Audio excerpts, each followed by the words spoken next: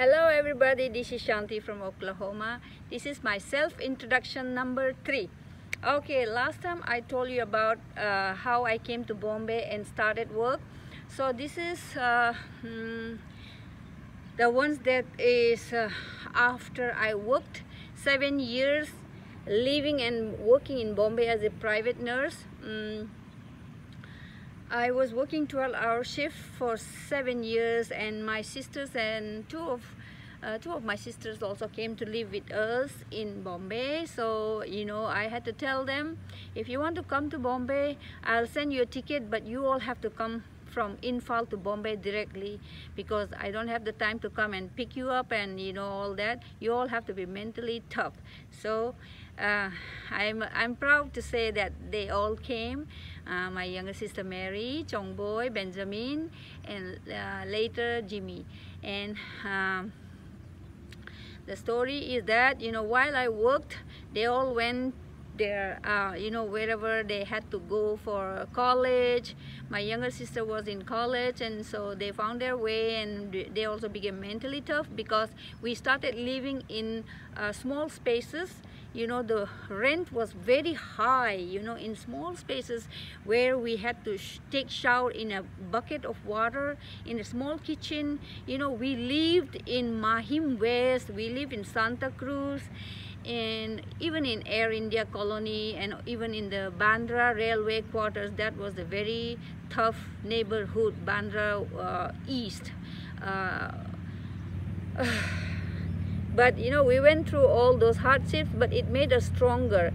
So other people from Manipur or the Northeast, they may have been very lucky to have stayed in good places. For us, we struggled, but we slept on the floor. In Manipuri we have those mats, we call it phak, F-P-H-A-K, phak, that mat, the cane mats. We slept on it because Bombay was very hot and humid.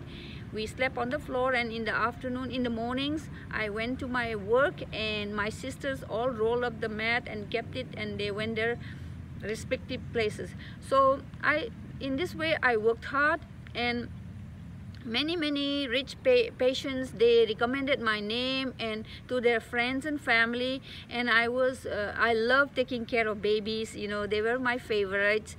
And so some of the rich people, they wanted to employ me for 3 months, 4 months. So they always call my nursing bureau to let me come to them and get me to work for them for 2-3 months. And so one particular family, I worked for 2 years.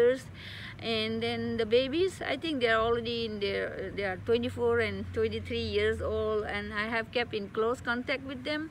And the family who brought me into US, I didn't even know them. These were doctor couple. Both were Punjabis.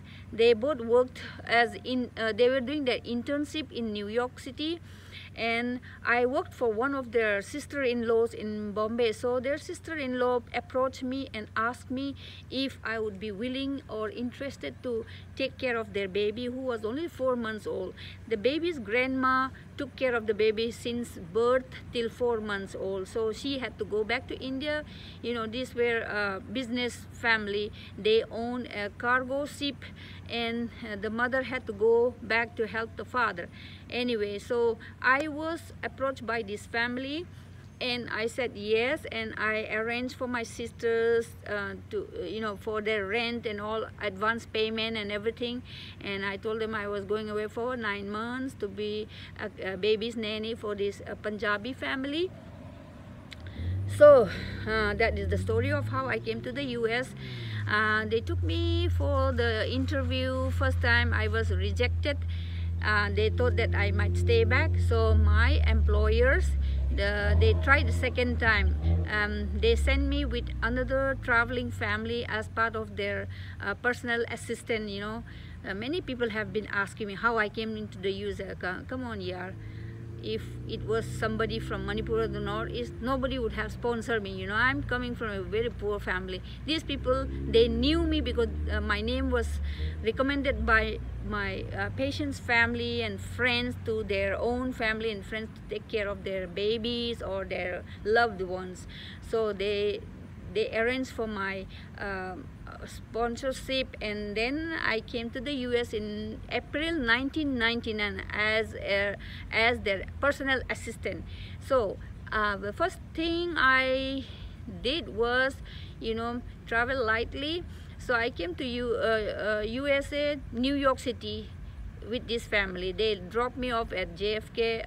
This family came to pick me up from the airport because they were on their way to holiday vacation. So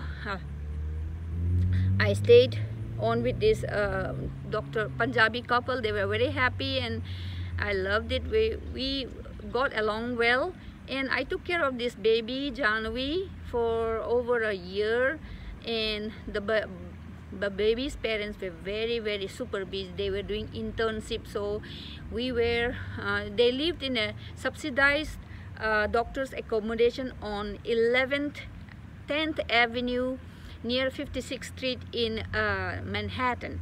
So when I landed in New York, I didn't have no cultural shock because I had already worked in Bombay for 7 years. So Bombay and New York is very, very similar. The international feel, the international atmosphere, very similar. So I took care of this baby, and I took her around in a stroller. We went around, I fed her. The parents wanted me to speak to her in Hindi because they wanted her baby to know Hindi. So it was fun. I used to play Hindi songs and we enjoyed a lot. And that's how I came to the United States in April 1999, 4 days after the Columbine shooting.